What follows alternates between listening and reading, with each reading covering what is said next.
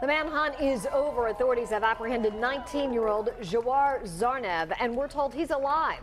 Crowds cheered on the news in Watertown tonight as an ambulance took Zarnev from the scene.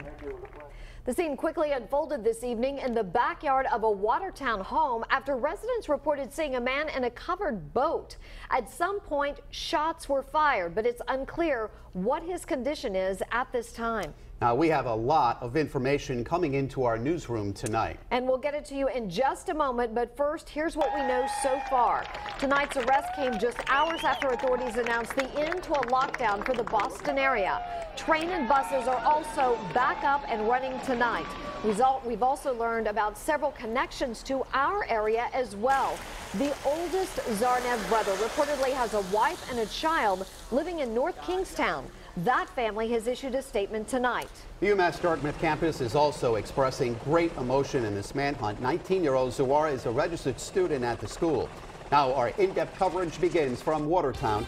Eyewitness News reporter Susan Campbell has been following this suspect apprehension all evening long. Susan? Mike and Susan, I can tell you there is pure excitement in the air here in Watertown. Right now there's a press briefing going on where we're learning more about how the second suspect in the Marathon bombing case was apprehended. Police tell us they found him in a boat in a backyard off of Franklin Street. We were actually there as police rushed to the scene. We were just finishing up a press briefing earlier tonight. Apparently that's when shots rang out.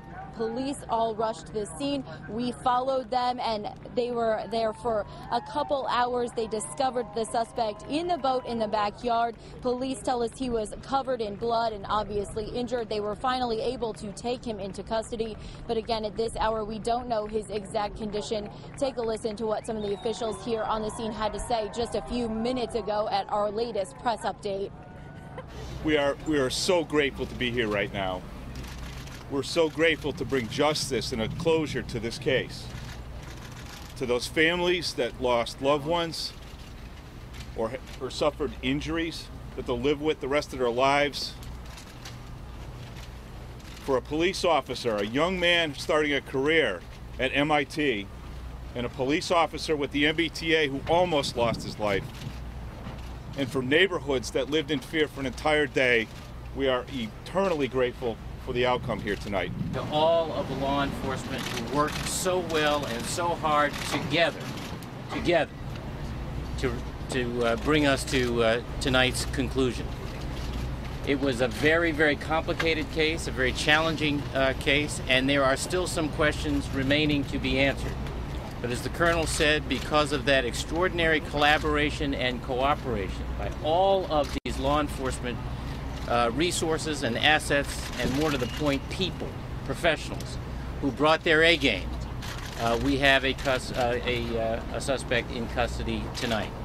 It's a night where I think we're all going to rest easy. Mike and Susan, the FBI is calling this a truly intense investigation, and obviously it's an investigation that is just in its early stages. There is a lot more to learn about this case as it unfolds over the next few days, months, and even into the next year or so. Susan, when was the moment that everyone knew that the suspect was finally captured? We actually heard a cheer just erupt from the crowd. It was kind of a moment when the police all flashed their sirens at us and they drove by and honked their horns. You could tell that it was the police that were excited about this suspect being taken into custody, and that just brought out the whole crowd, and they started cheering. It was a kind of an incredible moment to be a part of, actually.